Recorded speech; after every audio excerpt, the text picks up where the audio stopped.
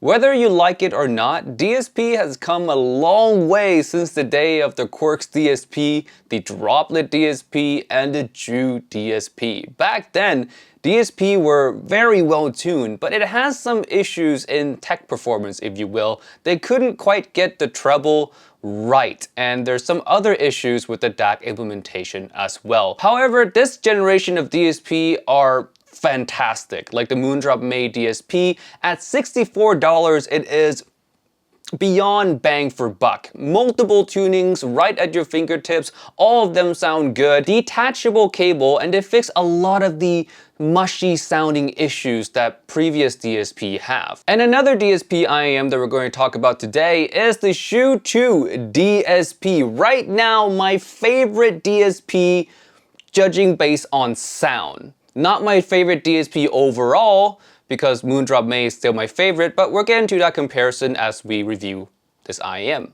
So let's jump into it. Hey friends, Timmy here, welcome back to Unveil and Gives Audio. Today we have a quick review of the Shu 2 DSP and comparison to the other Moondrop DSP out there on the market right now and the one that were discontinued. So Shu 2 DSP is tuned to a Harman-like signature, so a very clean lower mid-range, emphasis on the upper mid-range and the treble area, so vocals are very lively, especially the female vocals. Male vocals I find on this IEM to be okay as well.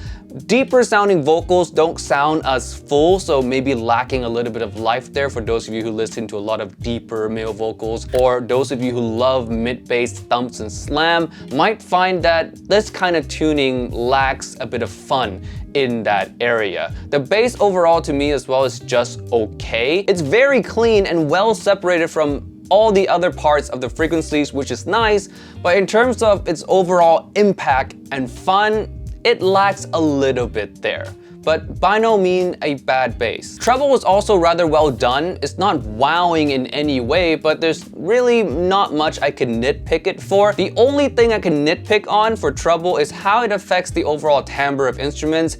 Since it is quite a bit of treble and it's not the smoothest treble, it does make timbre sound a bit digital.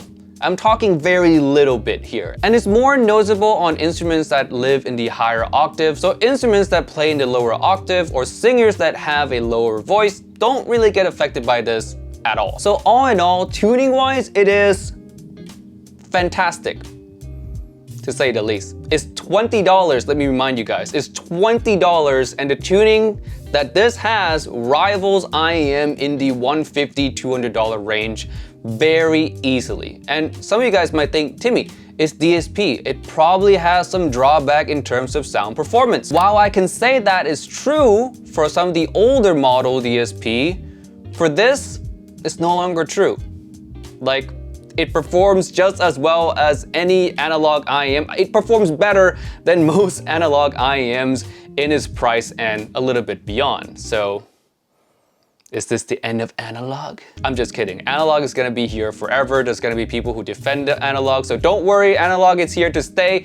But also DSP is getting so dang good that it's getting harder and harder for me to recommend analog IEMs in the same price range over DSP. I say give it another year or two and DSP IEMs are gonna be even better, and we're gonna start to have a really tough time arguing against DSP IEMs in the future. But back to the Shu DSP, the only thing I don't really like about the tuning is that vocals can sound sometimes a bit nasally. Like it has a touch too much upper mid-range maybe that makes some female vocals that live in a very high range sound nasally in a way, but again, it's nitpick at best here. Most vocals don't have this nasally quality to them. And of course, the treble can be smoother as well, but it's one driver.